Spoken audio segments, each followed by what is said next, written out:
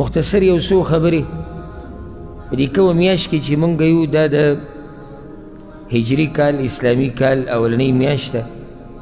چې دې ته د محرم میاشت ویله کېږي شهر الله المحرم او دا په هغه څلورو عزتمنو میاشتو کې یو میاشت چې الله رب العزت دغه میاشتو له خاص عزت ورکړی دی څلور میاشتې دي قرآن کې هم الله د هغې تذکره کړې ده سورة التوبة کې الله وایي إن عدة الشهور عند الله 12 شهرا د میاشتو شمار د الله په نزد 12 میاشتې دي فی کتاب الله د الله په کتاب کې یوم خلق السماوات والارض د کوم وخت نه چې ځمکه او اسمان پیدا کړي دي الله وایي مخکې منها 4 حرم سلور بیا په دې میاشتو کې عزتمنې میاشتې دي فلا تظلموا فیهن انفسکم په دې کې به د ځان سره ظلم نه کوو ناروا کارونه به نه کوو سوال دا دی چې ناروا کارونه خو عامو میاشتو کې هم حرام دي عبدالله بن عباس رضی الله عنهما د دې آیت په تفسیر کې وایي چې په دې میاشتو کې ګناهونه کول د هغې هغه سزا او جرم زیاتی په نسبت د دې چې نورو میاشتو کې وشي دا مطلب دی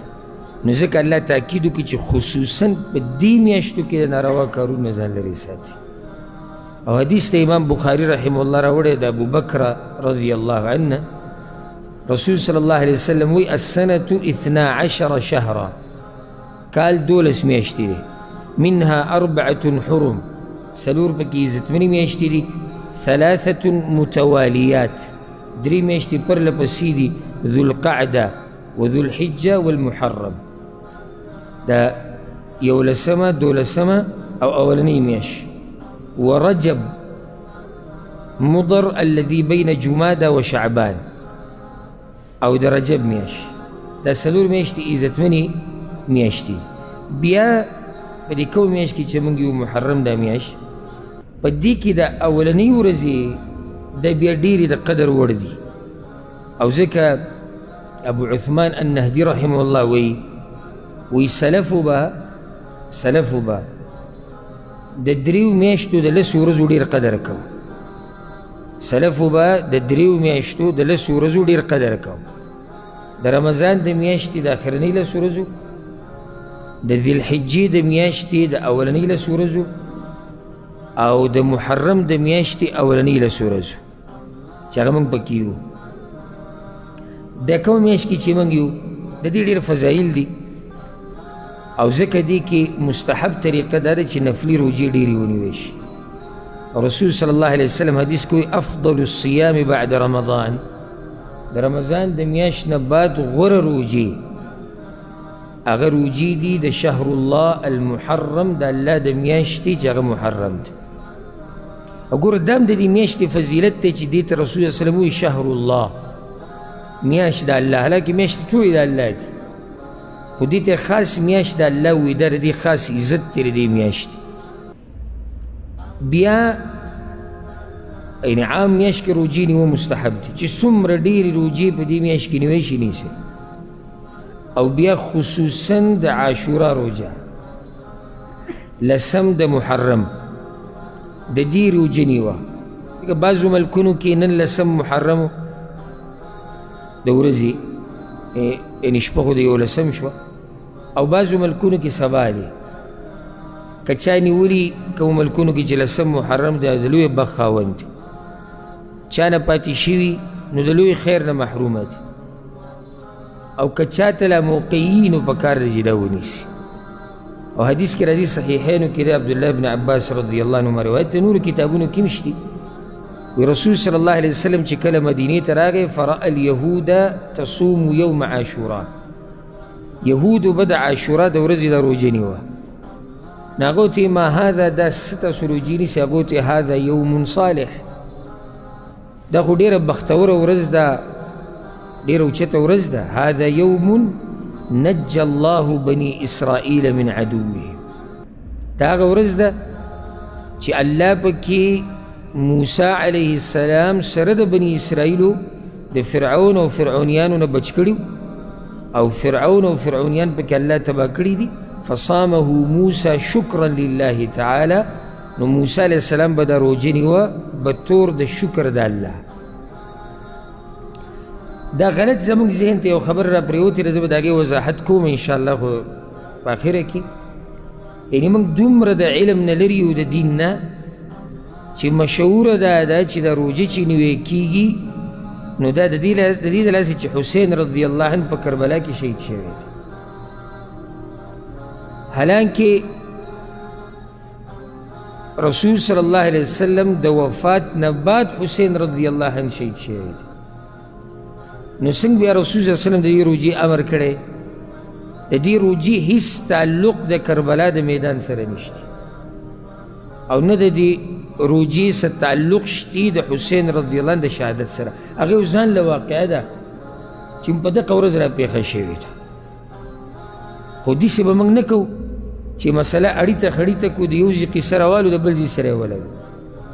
په دې ورځ چې دا روژې نیوی کېږي دا شکرانه ده چې یا الله ستا شکر دی چې موسی علیه السلام او بني اسرائیل دې خلاص کړي وو د هغه غټ کافر او دشمن نه. نو بیا رسول صلی الله علیه وسلم وایي نحن احق بموسی منکم، موږ خو ډېر حقدار یو چې دا روژه ونیسو. ولې ځکه چې صحیح تابعدار د موسی علیه السلام خو موږ یو. نو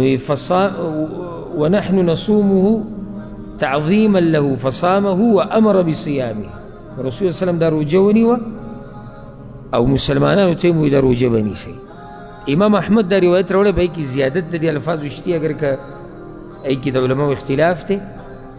او رسول صلی الله علیه وسلم دا وایي وهو اليوم الذي استوت فيه السفینه على الجودي، او دا هغه ورځ ده د عاشورا ده چې د نوح علیه السلام کشتۍ پکې په جودي غر باندې ولاړه. فصامه نوح شکرا، نو نوح علیه السلام دا روژه نیولې وه د الله شکر یې ادا کړ. الغرض دا عظیمه ورځ ده او د دې روژې نیوه لوی عبادت دی. او حدیث کې راځي صحیح مسلم کې دا حدیث دی، رسول الله صلی الله علیه وسلم وایي وصيام يوم عاشوراء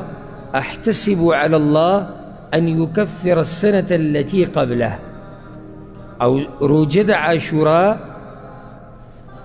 زما د الله نه دا امید دی چې په دې سره الله د تیر شوي یو کال ګناهونه بخي. دومره دا روژه فضیلت والا ده چې د یو کال ګناهونه پې بخلی کېږي. بیا د یهودو سره او نصاراو سره د مخالفت تلاسه رسول صلی الله علیه وسلم امر کړی دی چې نهمه ورسره دا ورسره ونیسئ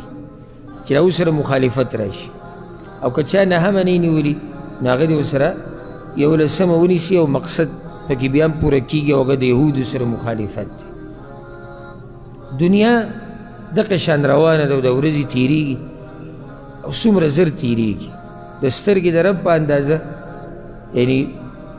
لا پوره موږ پوه شوي نه چې کال راغلی دی او اوس دا قصه کېږي چې کال لاړ، کال ورسره ختم شو او بل کال شروع شو او د عاشورا ورځ پکې راله. هغه ورځ چې په هغه ورځ الله رب العزت حق له بری ورکړی او هغه ورځ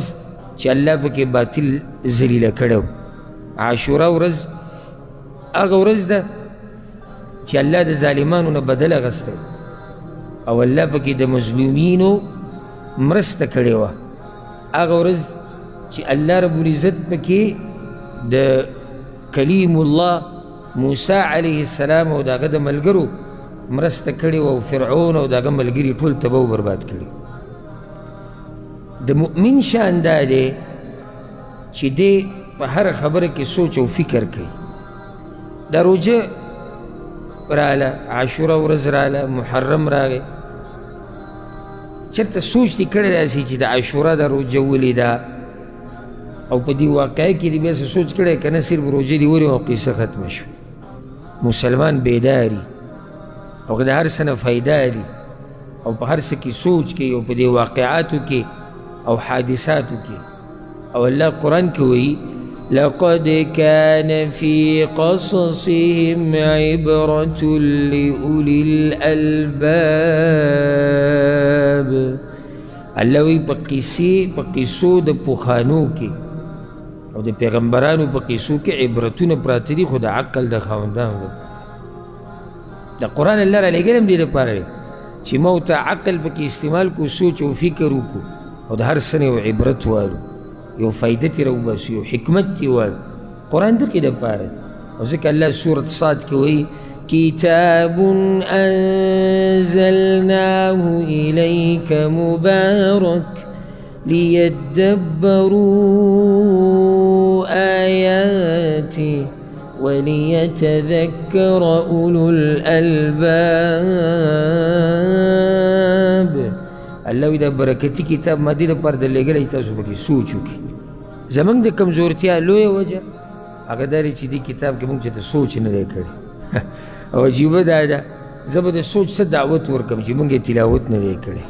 چې سوچ خو د تلاوت نه بعد راځي که نه مخکې راځي؟ مخکې راځي وروسته راځي. نو چې تلاوت یې نه کوي، رالي نه، ویلی نه دی، هغه به څه سوچ وکړي او څه به فکر وکړي.